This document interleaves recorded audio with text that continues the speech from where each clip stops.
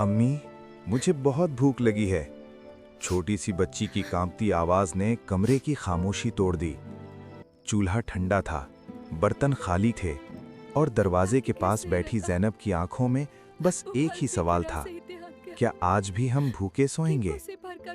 ये कहानी है नूरपुर के करीब एक छोटे से गांव की, जहां रहती थी ज़ैनब, सादा, खामोश और दिल की बहुत नरम। बचपन से उसने गुर्बत देखी थी, मगर माँ हमेशा कहती थी, बेटी, हालात जैसे भी हों, हिम्मत नहीं हारनी। वक्त गुजरा और ज़ैनब की शादी शहर में इमरान के घर हो गई। शहर की जिंदगी उसके लिए नहीं थी, पक्के घर, गैस का चूल्हा, अलग अंदाज।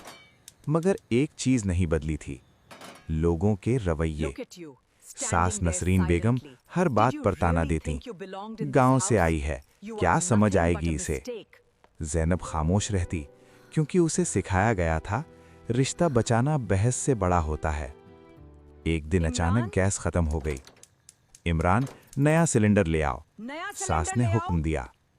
लेकिन शहर में हड़ताल थी। एक दिन, 2 दिन, 3 दिन, घर में खाना बंद हो गया। बाहर से लाया हुआ खाना भी खत्म, पैसे भी कम। और आज छोटी मरियम की आवाज ज़ैनब के दिल को चीर रही थी, अम्मी, रोटी चाहिए। ज़ैनब के हाथ कांपने लगे। इसी लम्हे उसे अपने गांव की याद आई, जहां औरतें गोबर के उपले बनाकर चूल्हा जलाती थीं।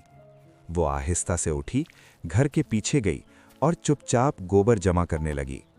गर्मी तेज थी, हाथ गंदे थे, मगर नीयत साफ थी।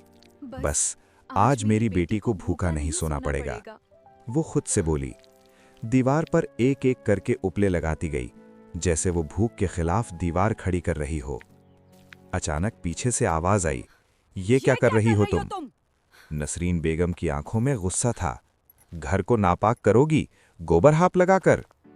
ज़ैनब ने धीरे से कहा, अम्मी, मरियम भूखी है, मैं बस। चुप, सास चीख पड़ी, हम भूखे मर जाएंगे, मगर ये गंदा खाना नहीं खाएंगे। वो अल्फाज ज़ैनब के दिल में तीर की तरह लगे। वो खामोश हो गई, मगर मरियम की भूख खामोश नहीं हुई। रात गहरी हो गई। मरियम ज़ैनब की गोद में सिसक रही थी, अम्मी, नींद नहीं आ रही, भूख लग रही है। ज़ैनब के आंसू उसके बालों में गिरते रहे। इसी लम्हे ज़ैनब ने एक फैसला किया, मैं हार नहीं मानूंगी। अगली सुबह वो चुपके से घर के पीछे गई, एक गड्ढा खोदा, गोबर और पानी मिलाया। उसे याद था, उसने स्कूल में बायोगैस के बारे में पढ़ा था। दिन गुजरते गए, किसी को कुछ पता नहीं चला। और फिर एक सुबह जब उसने पाइप खोला तो हल्की सी गैस बाहर आई। ज़ैनब ने चूल्हा जलाया और पहली बार साफ नीली आग जल उठी। उसकी आंखों में आंसू आ गए। या अल्लाह, शुक्र है। वो जल्दी जल्दी रोटी बनाने लगी। मरियम हंस रही थी, कई दिन बाद। लेकिन उसी वक्त फिर शुरू हो गई तुम? नसरीन बेगम आ गई। ये क्या है? ज़ैनब घबरा गई। अम्मी, ये गोबर नहीं, गैस है। झूठ मत बोलो। इमरान भी आ गया। उसने देखा साफ आग, बगैर धुएं के। वो हैरान रह गया। अम्मी, ये वाकई गैस है। कमरे में खामोशी छा गई। पहली बार नसरीन बेगम के पास कोई जवाब नहीं था। कुछ देर बाद पड़ोसी आ गए। ज़ैनब, खुशबू आ रही है, क्या पका रही हो? ज़ैनब ने सबको खाना खिलाया। हर कोई हैरान था, हमें भी सिखाओ ये तरीका।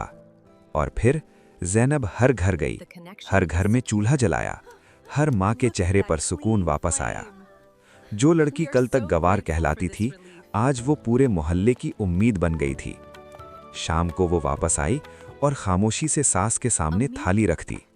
अम्मी, खा लें। कुछ लम्हे खामोशी, फिर नसरीन बेगम की आंखों से आंसू आ गए। मैं गलत थी, आवाज कांप रही थी। तुम गवार नहीं, हम सबसे ज्यादा समझदार हो। ज़ैनब के हाथ लरज़ गए। वो फौरन नीचे बैठी। अम्मी, ऐसा ना कहें।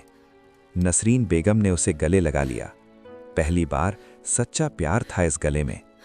और फिर उसी थाली से पहला निवाला तोड़ा। मरियम हंस रही थी, नादी, और रोटी दें। घर में पहली बार सिर्फ खाना नहीं, दिल भी भरे थे। कभी कभी जो चीज़ हमें छोटी लगती है वही मुश्किल वक्त में सबसे बड़ी ताकत बन जाती है। और कभी कभी एक औरत की खामोश हिम्मत पूरे मुआशरे को बदल देती है।